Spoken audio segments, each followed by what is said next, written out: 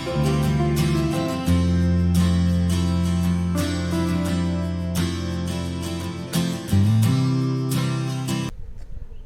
தோழர்களே, அனைவருக்கும் தமிழ் வணக்கம்.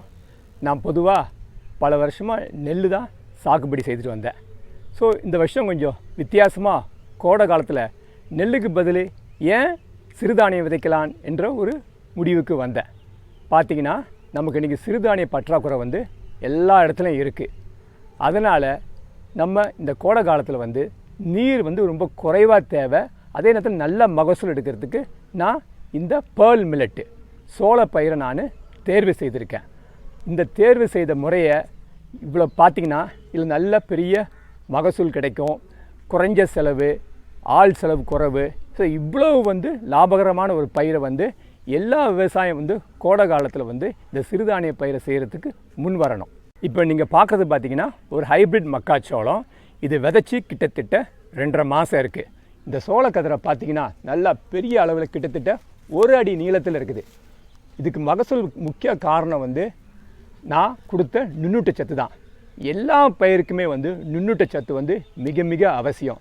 அந்த நுண்ணூட்டச்சத்து என்னெல்லாம் நுண்ணூட்டச்சத்து இருக்குது, அது எப்போ போடணும், எவ்வளோ போடணும் என்பதை பற்றி நான் உங்களுக்கு இப்போ நான் எடுத்து சொல்ல போகிறேன். இப்போது இந்த நுண்ணுரத்தினுடைய பற்றி நான் உங்களுக்கு சொல்ல போகிறேன். இந்த நுண்ணுரத்தில் பார்த்திங்கன்னா 5 விதமான சத்துக்கள் இருக்குது. மேங்கனீஸ், ஃபெரஸ் இரும்பு, துத்தநாகம் ஜிங்க்கு, தாமரம் காப்பர், போராக்ஸ். இந்த 5 சத்துடைய கலவு தான் நான் இந்த ஹைப்ரிட் சோளத்துக்கு போட்டிருக்கேன்.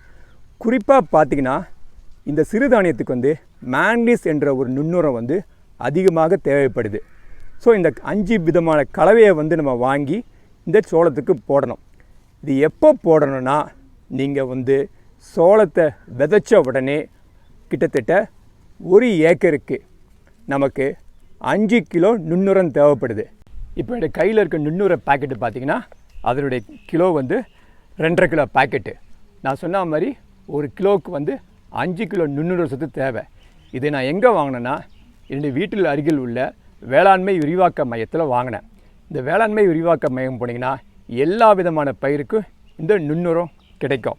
இந்த நுண்ணுரத்தின் சிறப்பு என்னென்னா இது பயிரை சீராக வளர்க்கும், நன்றாக காய் பிடிக்கும், பூ உதிர்தல், பிஞ்சு உதிர்தல், இந்த மகரந்த சேர்க்கை முழுமையாக நடைபெறும். இந்த மகரந்த சேர்க்கை முழுமையாக நடைபெற்றால் தான் நல்ல மகசூல் கிடைக்கும். ஸோ அதனால் நுண்ணூட்டச்சத்து மிக மிக முக்கியம். இது குறிப்பாக எப்போ போடணும்னா விதைப்புக்கு பின்னாடி கண்டிப்பாக போட வேண்டும். பிந்திலாம் போடக்கூடாது. இப்போ நம்ம எவ்வளோ போட போகிறோம், எப்படி போட போகிறோன்றதை பற்றி நான் உங்களுக்கு சொல்ல போகிறேன். இப்போது நம்ம நுண்ணூட்ட கலவை எப்படி தயார் பண்ணுறோம், எப்படி கலக்க போகிறோம் பற்றி சொல்ல போகிறேன். இப்போ பார்த்திங்கன்னா அதில் ஒரு 10 கிலோ மணலை நான் எடுத்திருக்கேன். இந்த 10 கிலோ மணலை இதில் தட்டுங்க. இது ஒரு 10 கிலோ மண். இந்த 10 கிலோ மண்ணில் ஒரு பாக்கெட்டு, அந்த பாக்கெட்டுடைய அளவு 2.5 கிலோ. ஸோ இது 2.5 கிலோ நுண்ணூட்டச்சத்து இதில் போடுறேன் நான். இதில் 5 விதமான நுண்ணுரங்கள் இதில் இருக்குது. நான் சொன்ன மாதிரி 1 ஏக்கருக்கு 5 கிலோ நுண்ணூட்டச்சத்து, 20 கிலோ மணல் தேவை. நான் 2.5 கிலோவுக்கு 10 கிலோ மணல் எடுத்திருக்கேன். இதை மிக்ஸ் பண்ணணும். பாருங்கள், நன்றாக மிக்ஸ் பண்ணணும் மெதுவாக.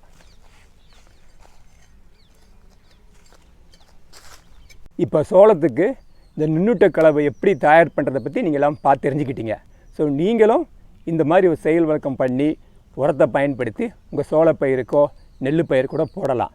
இந்த நுண்ணுயிர் கலவையை பயன்படுத்தினதால் எனக்கு ஒரு நல்ல விதமான விளைச்சல் கண்ணுக்கு தெரியுது. இப்போ பார்த்திங்கன்னா ஒன்றை போல் பூத்துருக்குது, ஒரே மாதிரி இருக்குது. அந்த தலைகள் பார்த்திங்கன்னா, அந்த சோள தலைகள் பார்த்திங்கன்னா கிட்டத்தட்ட ஒரே மாதிரி இருக்குது. அதான் முக்கியம், யூனிஃபார்ம் ஃப்ளவரிங்னு சொல்லுவாங்க. ஸோ இந்த நுண்ணுரம் கொஞ்சமாக கொடுத்தா கூட அது நமக்கு அதிக பலன் தரக்கூடிய சக்தி இந்த நுண்ணுரத்துக்கு இருக்குது. இப்போ நீங்கள் சோளக்கதிரை பார்க்கும்போது அங்கெல்லாம் சீராக அந்த தலைகள் தெரியுது. ஆனால் இந்த பக்கம் அப்படியே நீங்கள் வரும்போது பார்த்தீங்கன்னா இங்கே வளர்ச்சி குறைவாக இருக்குது.